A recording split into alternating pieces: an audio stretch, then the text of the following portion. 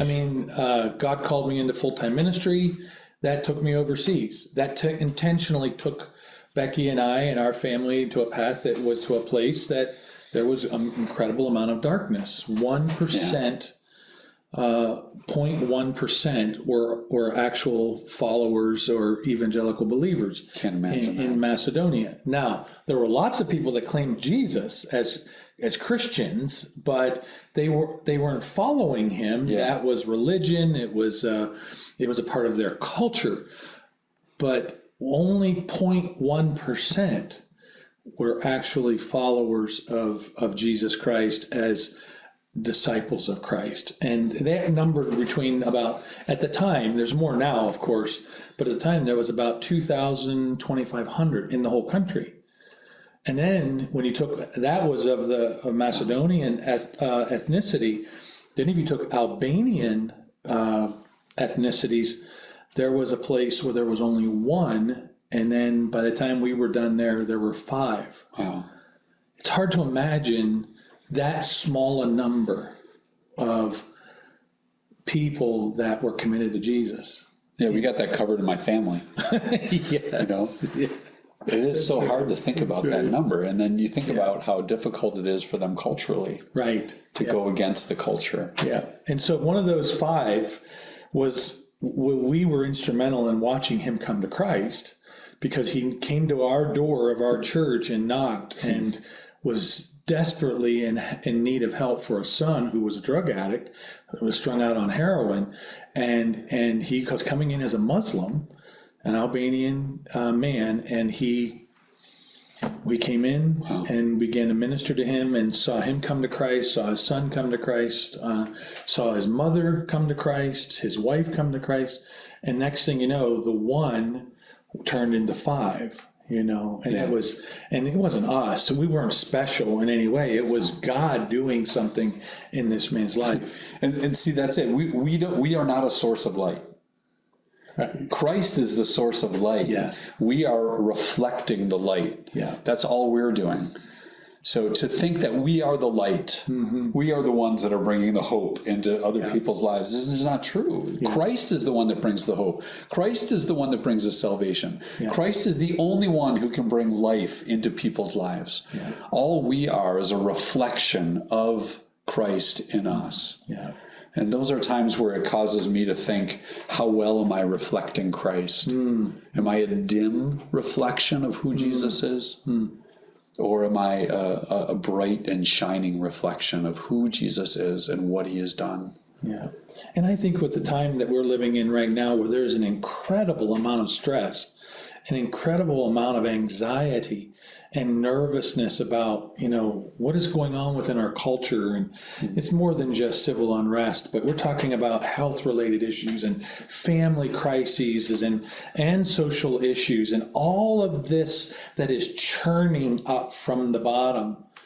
I think one of the ways that we can be a demonstration of the light of Jesus is simply hope. Yeah, absolutely. And clarity of mind. I just look at that as a very simple, it's so contrast from what is actually going on in our world when we demonstrate calmness and a sense of security and a sense of God's got us, you know. And you know, I really liked what John was talking about people wanting to be in the darkness more than they wanted to be in the light. Yes. And really part of us seeing ourselves as reflecting light is almost like, picture somebody in a dark room doing something that is a dark deed, right? And you who have light open up the door. Well, all of a sudden the shaft of light comes into that room and exposes the darkness of their deed, exposes the darkness of their heart.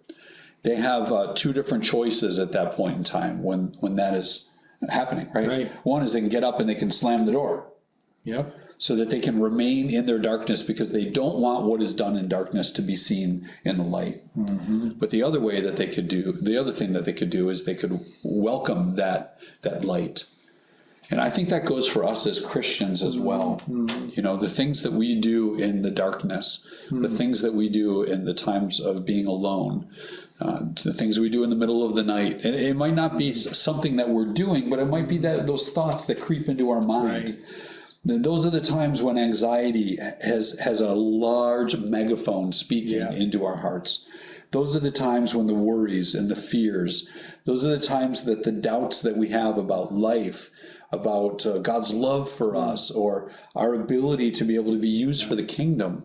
The darkness is a time where those things are, they're bigger than what they really are. Right. So kids are afraid of the darkness for a reason. They can't see clearly.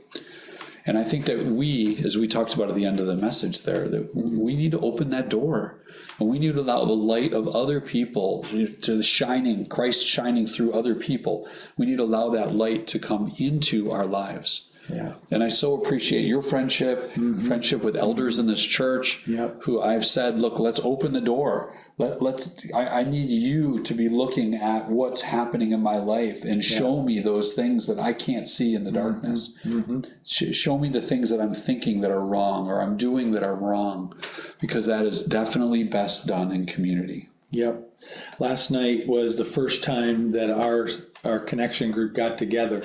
We met at a person's house. We met outside around a little bonfire, and my wife asked two simple questions. What did you do too much of during our medical exile? That's what I'm sort of calling it, medical exile. What did you do too much of? And then there was a second question. I can't remember it, but in the context of asking that first question, it was so interesting to hear people's transparency. It was, in a way, it was bringing things that were in the dark into light. It wasn't a massive time of confession, but it was expressing, you know what, I shouldn't be doing this, or I shouldn't have done this so much. And I was so encouraged by that. I know it sounds strange, but it was such a neat picture. It was safe. Yeah. People felt the freedom. There was no condemnation. There was no judgment. It was a time where we could just rally around each other, and we were doing it in community. And that is the power of bringing things out of the darkness into the light. And it was fantastic time together. Just a couple of hours together outside by a fire, just sharing life together. And I can't tell you how many times somebody said to me, I'm going to tell you something you've probably never heard before. And you try not to laugh. It's true. Because you're like, I've heard it all. Yes. You know, there's some things I haven't heard. But for the most part, when people have this deep burden that they think is only something they've ever experienced, something they're the only ones who think this way, or they're the only ones who have done this sinful thing. And you're just like, I've done that. I've been there. I know there's other people in my life right now who will testify that they've done those things and they've been in those places. And that's one of the tools that the enemy has in his isolation. When he separates us, he can tell us whatever he wants to tell us. And because we're not checking what we're hearing in community, we can believe anything he has to say. He'll say things like, God doesn't love you. You don't deserve anything from God. You're not good enough for God to forgive you. You did that thing, God will never forgive you of that thing. Nobody's going to love you or care for you because you've done this thing or thought this thing, or you didn't do these other things. Right. Those aren't the words God has for us. Not at all. Those are words the enemy has for us. And one of the most powerful things I've experienced in church life is when I've been transparent, as you guys were talking about last night in your meeting, and other people say, thanks for sharing that, PJ. We love you anyway. All of a sudden, the fear of rejection because of that sin is gone. Really? And then they're like, oh yeah, I've done that before. And you're just like, so it's not just me. Satan told me it was just me that did this or thinks that. And we find out in community, it's part of the sinful nature of man that leads down that path. And I'm just repeating something you just said before. The goal, or one of the tactics of the enemy, is to convince you to stay isolated. Yeah. To not share how you feel or what's going on or who you are or what are you entertaining or what you've gotten yourself involved in, all with the idea of keeping you enslaved to that thing or to your enslaved to yourself. And that tactic of the enemy is confronted when in community we bring it into the light. We bring it into the light. And that is an awesome, awesome thing. That really is. That's an awesome thing that God has given to us within his church. And it provided as a church, we're not going to candy coat things. If it's wrong, it's wrong, but yet we still love and accept and we forgive. And we move on because the goal is for healthy, mature followers of Jesus. That's why we do what we do. Yeah. And so I think and Pastor Mark, you know that if you hold on to this thing that's in the darkness and you keep shutting the light out so you can't see what's in the darkness, you cannot grow spiritually. You have put a pause on your spiritual life. You have said that this dark thing that I'm holding on to is more important than the light of Christ, both through relationship with him and also in relationship with each other. And what you don't realize you're doing is you're shutting yourself off to the deeper things of Christ. You can't hold on to the deep, dark thing and go into the light with it. You have to pick one or the other. Right. You have to. So my encouragement to you is that you walk into the light. Amen. My encouragement to you is that you do not be afraid of exposing the things that are in darkness. My encouragement to you is never, ever, ever think that you love the things in the darkness better than the things that are in the light. Because the things that are in the darkness are only going to lead to death and decay.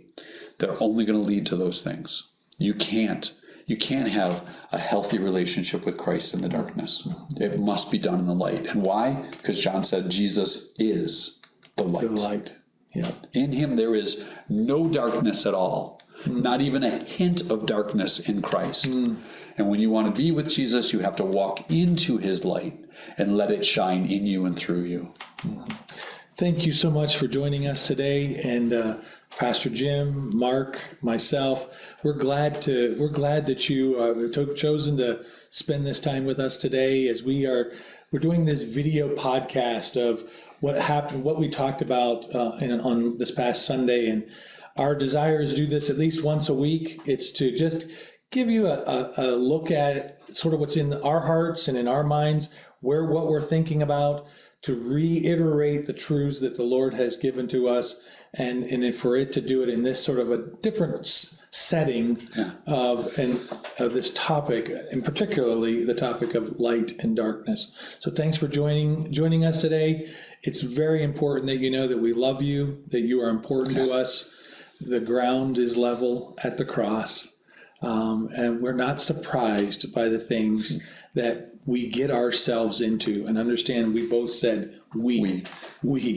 Thank the Lord, the ground is level at the cross, and that we understand what we can get ourselves into. If you need someone to talk to, we're here. If you need someone to pray with you, we're here for you. We love you, and you are important to us, and we hope you have a great week.